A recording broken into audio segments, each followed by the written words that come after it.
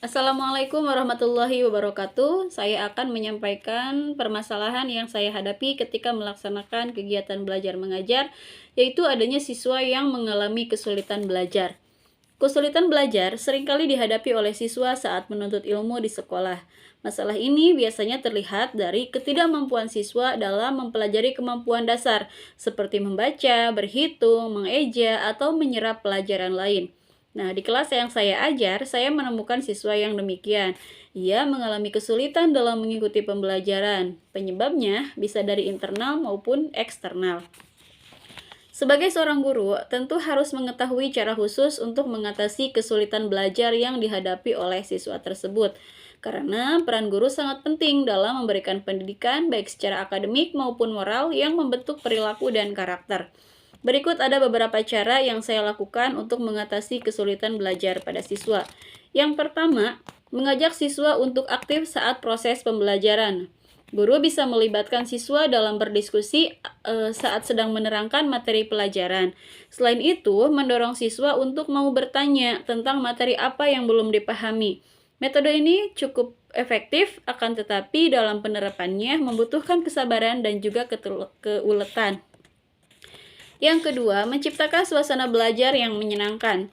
Kesulitan yang dialami seseorang bisa terjadi karena suasana belajar yang tidak kondusif. Maka dari itu, untuk menciptakan suasana belajar yang menyenangkan supaya lebih berkonsentrasi. Konsentrasi sangat dibutuhkan saat belajar karena akan mempermudah dalam memahami materi pelajaran yang sedang dipelajari.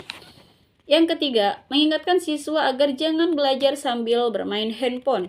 Beberapa siswa menganggap bahwa belajar merupakan aktivitas yang sangat membosankan. Biasanya, rasa bosan tersebut diatasi dengan bermain handphone.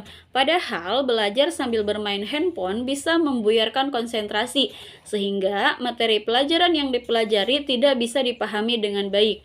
Maka dari itu, supaya bisa lebih fokus dan konsentrasi, ingatkan kepada siswa bahwa jangan bermain handphone saat sedang belajar. Yang keempat, mengadakan belajar kelompok. Belajar kelompok merupakan metode belajar yang hingga saat ini masih digunakan.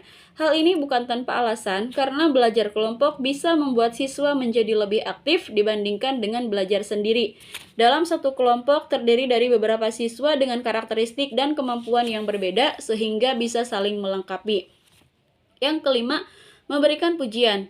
Ketika anak mengalami kesulitan belajar, guru ataupun orang tua sebaiknya membantu siswa untuk mengatasi masalah tersebut. Cara sederhana dan sangat mudah untuk dilakukan yaitu dengan memberikan pujian kepadanya. Nah, contohnya kalimat pujian yang bisa dikatakan seperti anak pintar, bagus sekali, dan sebagainya. Nah, dengan memberikan pujian, maka siswa menjadi lebih termotivasi dan meningkatkan rasa percaya dirinya. Dan yang terakhir, tidak membandingkan siswa dengan siswa lainnya. Siapapun itu pasti tidak akan senang saat dibandingkan dengan orang lain, tanpa kecuali seorang siswa.